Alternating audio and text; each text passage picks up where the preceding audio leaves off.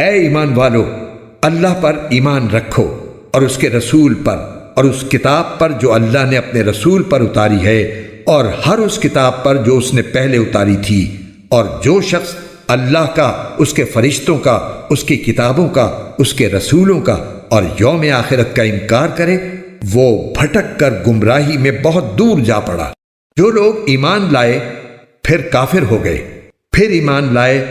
پھر کافر ہو گئے،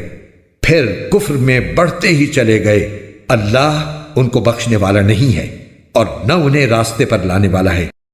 منافقوں کو یہ خوشخبری سنا دو کہ ان کے لیے ایک دکھ دینے والا عذاب تیار ہے۔ وہ منافق جو مسلمانوں کی بجائے کافروں کو دوست بناتے ہیں، کیا وہ ان کے پاس عزت تلاش کر رہے ہیں؟ حالانکہ عزت تو ساری کی ساری اللہ ہی کی ہے،